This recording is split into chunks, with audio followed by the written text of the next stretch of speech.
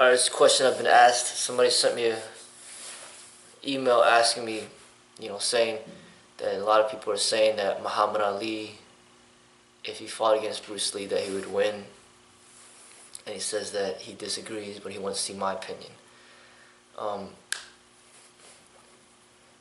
Obviously, Bruce Lee's my main inspiration out there. I do like Muhammad Ali as well, but he's not as much as an inspiration to me than Bruce Lee. Um, Based on that information, and also based on what I know about Bruce Lee and my training, I do martial arts, and what what I know about boxing as far as analyzing that sport in comparison to the martial arts. I say that if Bruce Lee had to put on boxing gloves and they had to do in the boxing ring, Muhammad Ali would destroy Bruce Lee if they had to box in the boxing ring with the boxing rules and all that. But if it was no rules, no gloves, no protection, no mouth guard, and there's no referee, you can do whatever you want to do, and it's a street fight, and they were fighting, I feel that Bruce Lee uh, would have would beat Muhammad Ali. Um, and it's just it's you got to give respect to what they were specializing in. You know, Muhammad Ali was specializing in boxing, so you can't all of a sudden claim that he can't all of a sudden claim that he's the best in street fighting when he's specializing in boxing. You know.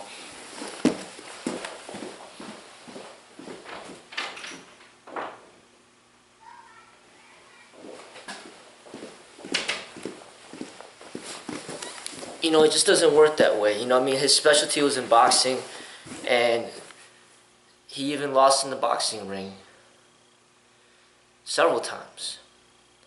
But he wasn't flawless like Floyd Mayweather Jr. He did lose several times. But that was his specialty. He was really good at his specialty. And street fighting and boxing are completely different. Very different. Bruce Lee's specialty was street combat. And he's one of the very few famous people out there that really did specialize in street combat. If you read his writings and you watch the way that he sparred and did choreographed fight scenes in his movies, he clearly was specializing in something that very few people ever have. I don't see anybody specializing in street combat the way that he did. Everybody's going to be good at what they practice as far as their specialty is concerned. So, football player that specializes in football, you can't all of a sudden just throw him into the basketball court and be like, all right, do good there now, Or somebody that's good at golf, you can't just all of a sudden throw him in the tennis court and be like, okay, beat the best tennis player in the world. I mean, Bruce Lee was the best martial artist out there, representing street combat, street survival, unarmed. I'm not talking about like weapons with guns. I'm talking about unarmed. He was the best at that, and you gotta respect that. He was a legend for that. Muhammad Ali was a legend for boxing. So is Floyd Mayweather Jr. And you'll have the legends for college wrestling, Olympic wrestling. Like, everything is a little bit different. Soccer, basketball, golf, tennis, boxing, wrestling, cage fighting. Cage fighting is different. You can't just be like, all right, this person specializes in cage fighting, and then just throw him into Muay Thai and then be like, all right, he's going to be the best in Muay Thai as well. I mean, these differences, they might seem subtle to the average person, but they're not subtle differences. They're major differences for the person that is highly trained. Just the difference of being able to wear shoes or not being able to wear shoes makes a huge difference. Difference between having 20-ounce gloves makes a huge difference compared to 10-ounce gloves. 10-ounce gloves makes, compared to no gloves is a huge difference. You know, being able to kick with shoes on makes a huge difference being able to kick without shoes on. Being able to kick to the head when you feel like it makes a huge difference than when there's rules when you can't kick to the head. Taekwondo says, oh, you can't punch to the face. When you can't punch to the face, that's going to make a huge difference, in the potential outcome of any fight. So, I've sparred against a lot of boxers, and they have too many limitations when it comes to, like, no rules combat. There's just too many limitations that they've been trained in that handicaps them. They just set themselves up to a huge handicap. Yes, Muhammad Ali is taller. Yes, he's fast. Yes, he's powerful. But the thing is, Bruce Lee is able to kick. And because he's able to kick, he could really, damage Muhammad Ali very badly before Muhammad Ali could even get to him with his hands. Bruce Lee could take out his kneecaps, take out his shins, take out his ankles. He could take out his groin area. He could even kick him in the face. There's a lot of things that he could do to damage Muhammad Ali before Muhammad Ali would be able to even reach him. And once Bruce Lee gets in on him, the fight could end very quickly. Because Muhammad Ali, he wouldn't be able to get Bruce Lee off of him anymore because he's already right in front of his face, and then Bruce Lee's in his range of attacks, and then Muhammad Ali, his weapons have been taken away. And Muhammad Ali's not trained to be, to naturally elbow and knee strike or bite or eye gouge or any of that stuff. He's not trained for that. He's just trained to jab, cross, hook, uppercut. He's not trained to kick. He's not trained to do any of that. So his automatic responses are not going to be there because his body hasn't been trained to respond in that way. Because if his body was automated to respond in that way, he would be disqualified in the boxing ring, and you can't train your body to do something that's illegal. They can't even do a low blow.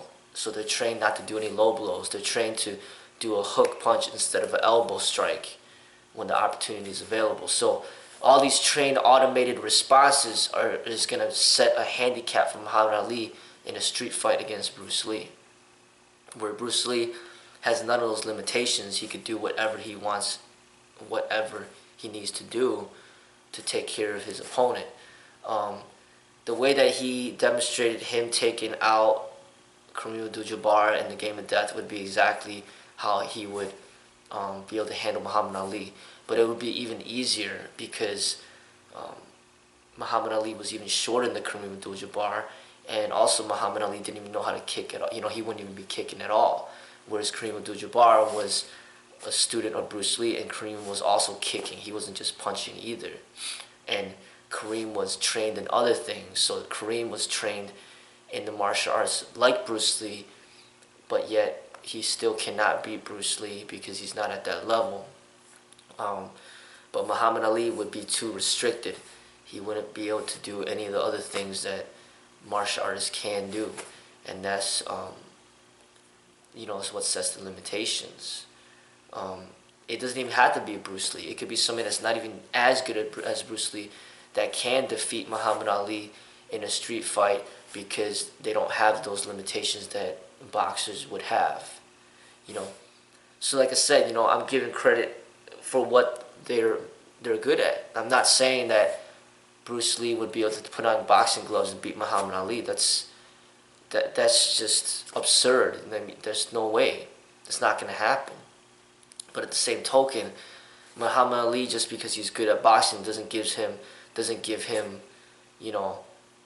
the benefit of the doubt that he's just automatically going to beat Bruce Lee in a street fight because he's good at boxing. It doesn't work that way. Bruce Lee was specializing in street combat, and that's his bread and butter. That's what he's gonna be able to dominate in.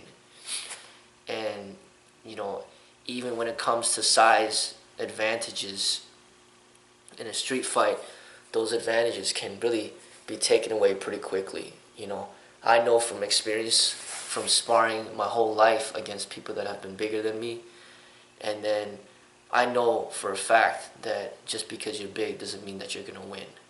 You know, and you know that's the reality of how street combat is.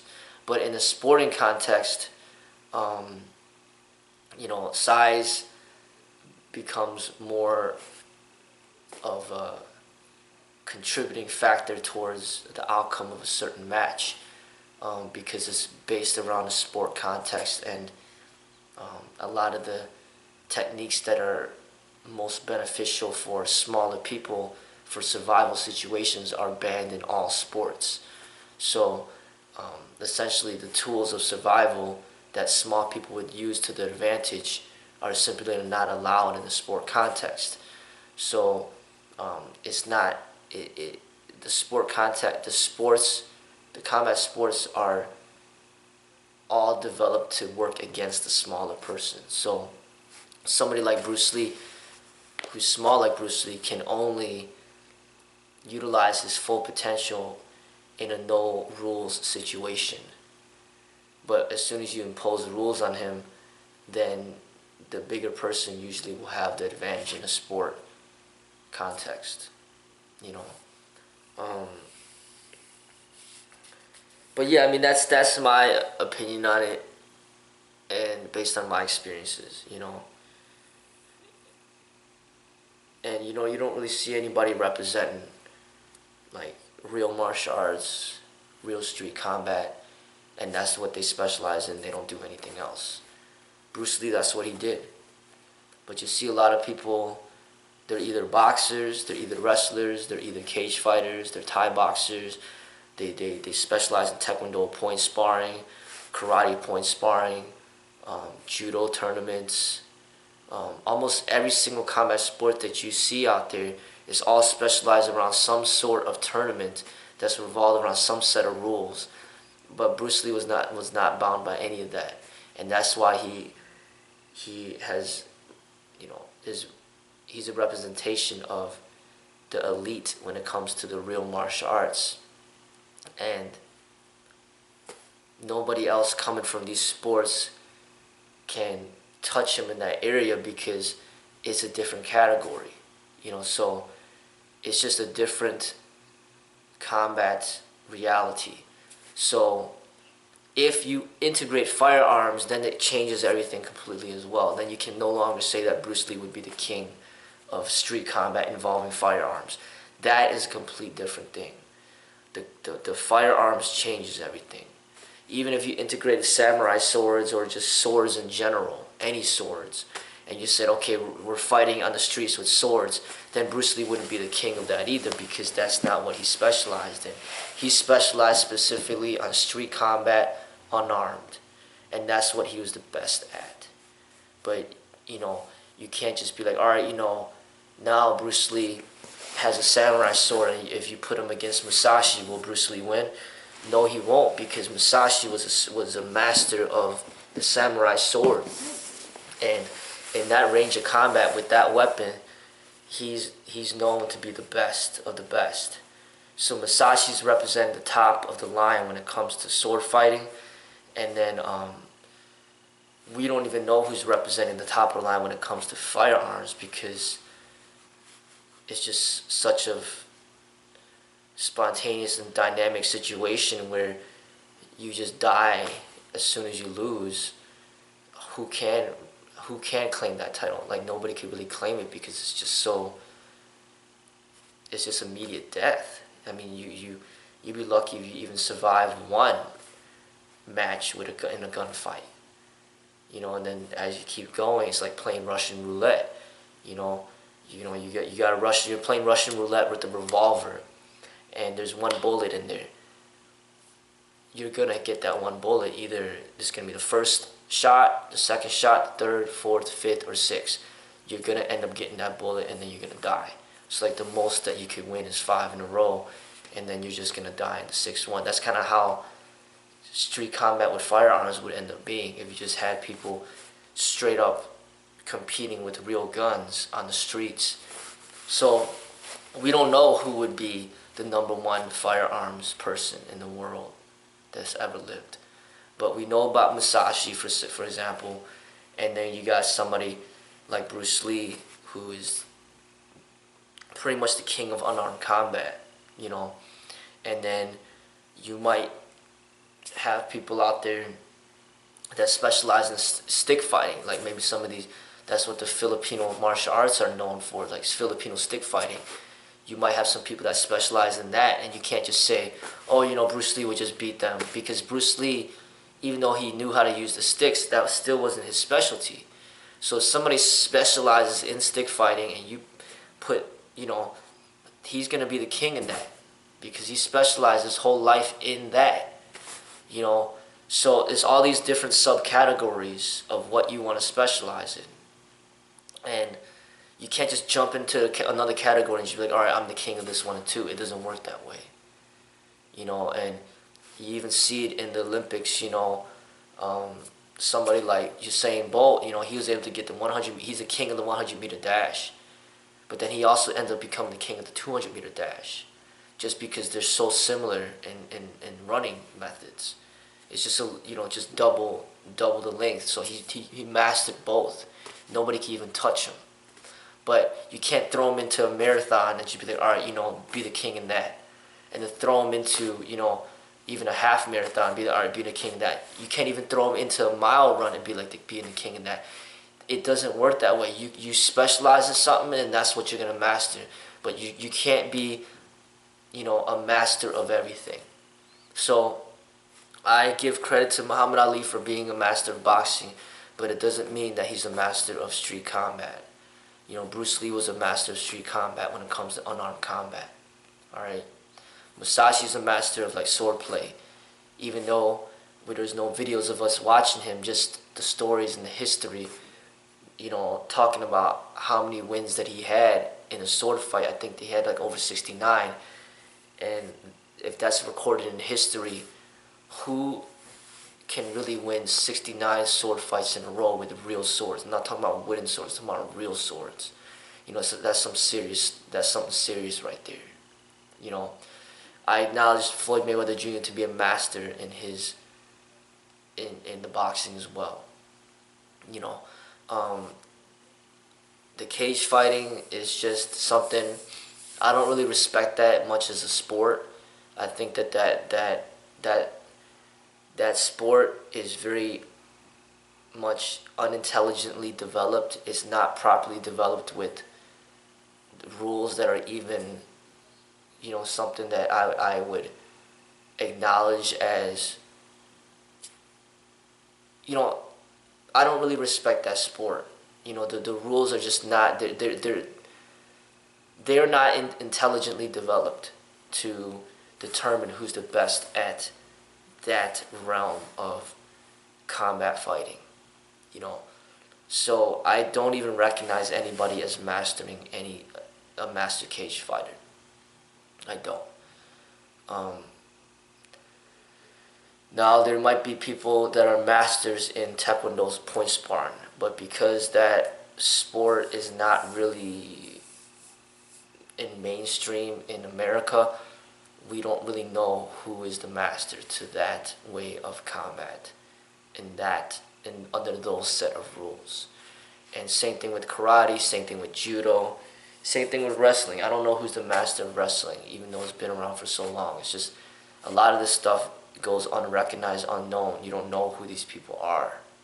You can't even recount who are the names of the people that won gold medals within the Olympics in these types of sports, because nobody even really cares. Who could even think about who was the gold medalist of judo in this past Olympics, or the gold medalist of fencing, or the gold medalist of, you know, the bow and arrow. Like, everybody knows about Usain Bolt, people know about Michael Phelps, people know about Simone Biles. but you don't know about these people that specialize in those set of games, you know. And that's kind of how a lot of this martial arts stuff is people that specialize in things that are just not popular, like judo, karate, taekwondo, wrestling. Like, nobody even cares about those. You might be the best at what you do, but just nobody even is paying attention. You might have, there's a wrestler that I heard about who won 180 matches in a row, but I don't even remember his name. Nobody even cares about him, even knows about him. But people know about Muhammad Ali. People know about Floyd Mayweather. People know about Pacquiao. People know about, Mike Tyson. And people know about some of these cage fighters.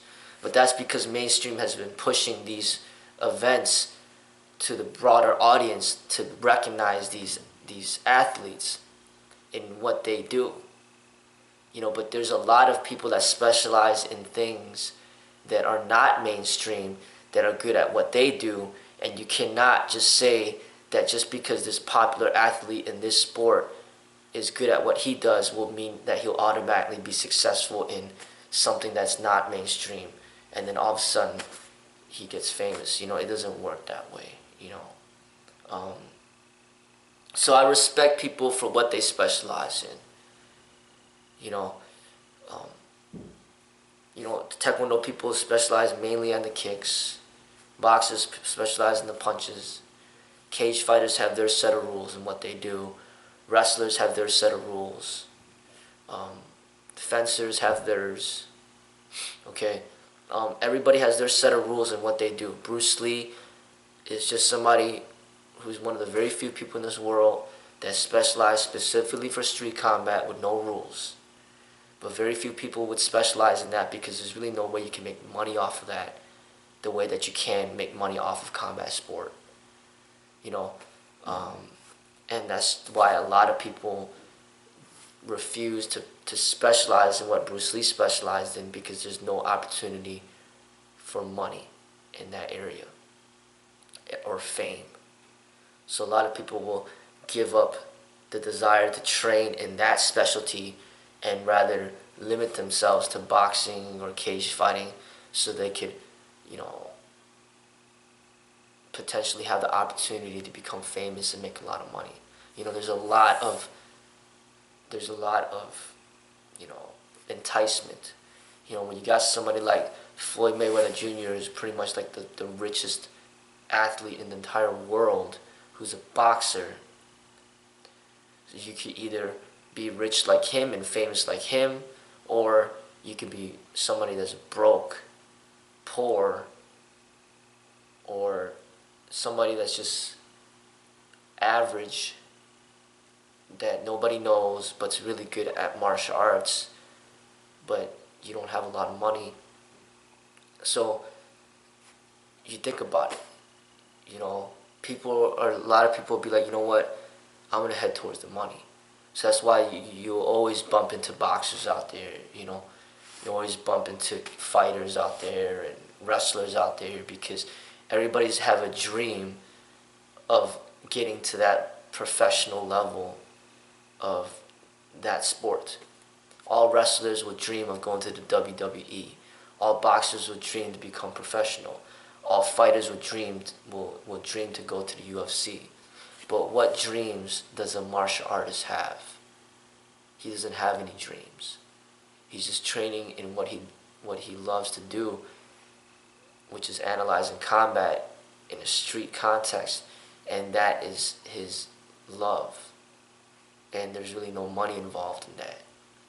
Just like there's people, martial artists are kind of like those people that have concealed carry out there that you don't know who they are, but then they might step in and save somebody's life, Just like an article that I read recently, there was a guy who went into a mall and just started stabbing people. I think he stabbed like 9 people.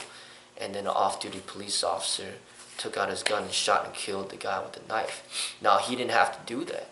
He could have just ran from the situation. He could have just went home and just don't even deal with it. But he wasn't on duty.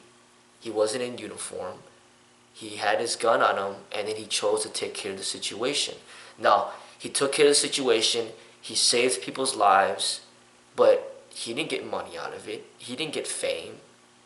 You know, they didn't even mention his name.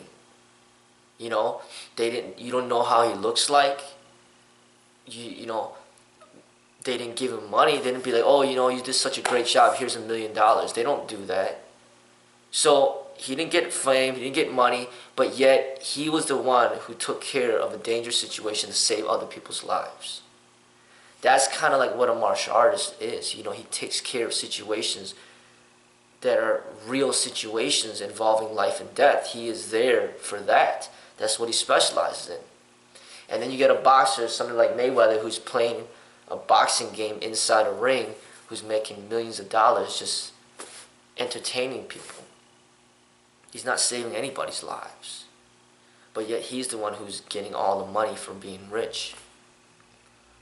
You know, or you might have a really great teacher, you know, that's making like, say, $40,000 in a rough neighborhood in California. I think there's that movie called Freedom Writers.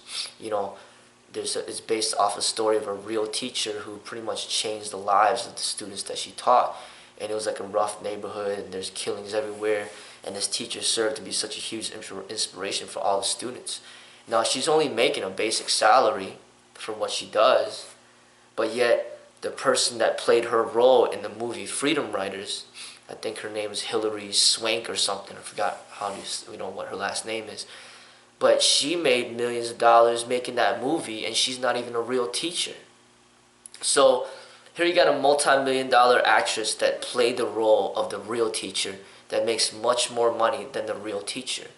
But the real teacher is the one that really is the most meaningful within this world. So the martial artist is like the person that's out there in real life doing what he does, what he's good at, protecting his life, protecting the lives of his loved ones, and studying the real science of real survival. And you compare that person to the sport fighter. The sport fighter is the one that has all the fame, all the money, but he's practicing something that's not real. What he's practicing is a game. And what's meaningful is the real, but that's not where the money is. That's kind of how this world is set up. All the money is given to entertainers, actresses, actors, and musicians, people that are singers and rappers. But the people that are really doing the hard work out there, like these teachers and these police officers and these firefighters and, the real martial artists and the security guards and, the people that are doing the real hard labor, they're not really making much money at all. But these are the individuals that are doing the real things in life, And to me, Bruce Lee was representing the real. And very few people would choose to go in that direction. They're going to choose to go towards the fake, the fantasy, because that's where all the money is. As technology increases, there's less and less real, more and more fake. As you notice with Hollywood, there's a lot of animations coming out. They don't even need people to act anymore because they're using cartoon figures for that. And they're making millions and millions of dollars out of these cartoon movies like Toy Story and Kung Fu Panda. They don't even need human beings to act anymore. It's like things are just getting more fake. Real martial arts turns into boxing. Real martial arts turns into cage fighting. Real martial arts turns into WWE. What makes money is the fake things, There's going to the military and going into real war, and then there's Call of Duty video game, which is making millions and millions of dollars off of a fantasy. People love fantasy. They're drawn to fantasy, and they're throwing all their money to that. And very few people are representing the real in this world. So when you do recognize a real person, he stands out because he's just so different from everybody else, because everybody's so focused on the fantasy. And Bruce Lee is just one of the very few people that was representing the real. And you got to give him credit from that. You can't take that away from him. because that's a disrespect to him. Because he studied his whole life for this, and then all of a sudden you say that just a boxer is going to be able to be better than him at what he does just because he's a famous boxer. No, like, you gotta respect that. When somebody puts their entire life into something, you know, that's their expertise. It just so happens that Bruce Lee ended up becoming famous as well. But there's a lot of people out there that are really good at what they do, but they're just unknown. And there's nobody that can be able to touch them in what they're good at, because nobody really puts the time and dedication into what they do the way that these individuals do, and what they chose to put their time and energy in. So, but that's my feedback on that. I respect Muhammad Ali for what he was doing back then. But in this situation, these are my thoughts on Bruce Lee, in relation to Muhammad.